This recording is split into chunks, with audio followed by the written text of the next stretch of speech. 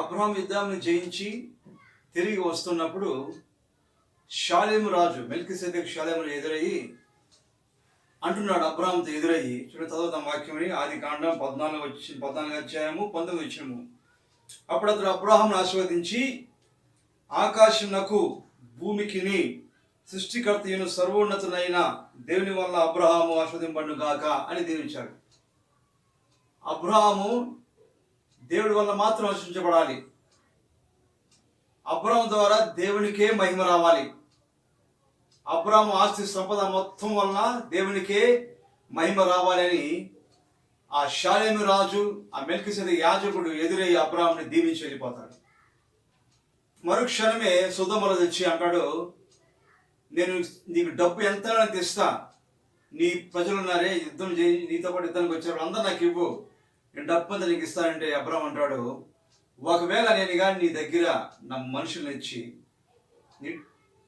నీ డబ్బుగా నేను తీసుకుంటే రేపు రోజు దేవుడు నన్ను గొప్పగా చేస్తాడు.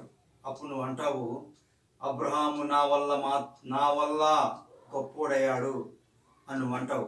ఆ మాట నీ నోట రాకూడదు. కాబట్టి నీ వల్ల అనే మాట నాకు రాకూడదు, నా దేవుడికే మహిమ రా అని చెప్పి ఒక్క నయా పైసా కూడా అబ్రహాం పుచ్చుకోలేదండి. దేవుడు దీవిస్తే అట్లుంటుంది అనమాట. మనల్ని ఎవరు చూసినా, మనం ఎవరు కనిపెట్టినా ప్రజలు అనాలి, వీళ్ళు దేవుడి చేత దీవించబడిన వాళ్ళు అని చెప్పాలి.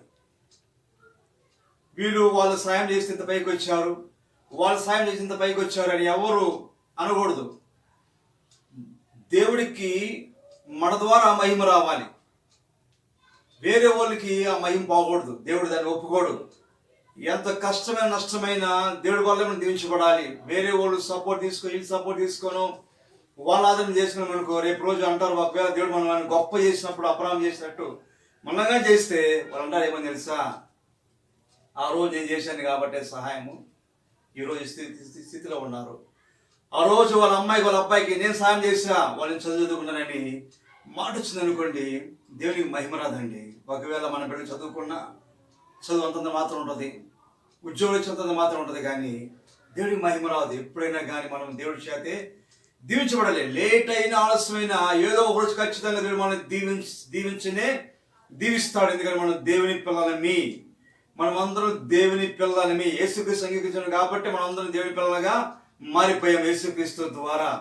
అంతేగాని ఎవరి వల్ల దేని వల్ల ఎక్కడ వల్ల మనకి గొప్ప రాకూడదు, ఒక్క దేవుడి వల్లే రావాలి. కాబట్టి దేవుడు మనల్ని దీవించాలని ఆశపడాలి, దేవుడు మనల్ని హెచ్చించాలని ఆశపడాలి.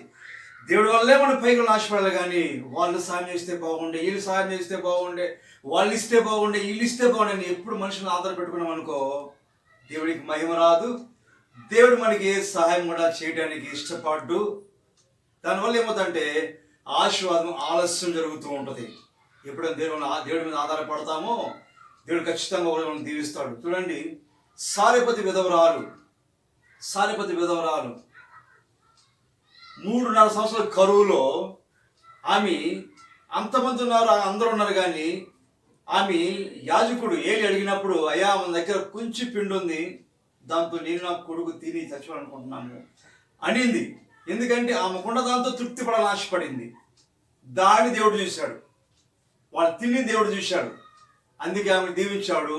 3.5 సంవత్సరము కరువులో కూడా పోషించబడి. ఎందుకు తెలుసా, ఉన్నదాంతోనే తిని చచ్చిపోతాం, కానీ ఒకరిని అడుగు తినేకి మేము పామని నిర్ధారణ తీసుకొని నిలబడదు. కాబట్టి దేవుడు దీవించబడి 3.5 సంవత్సరము పోషించబడిందండి. 3.5 సంవత్సరం ఉన్నదాంతోనే.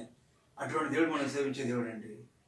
అబ్రాహాము ఎలా దీవించబడ్డాడు? దేవుడి వల్ల మాత్రమే.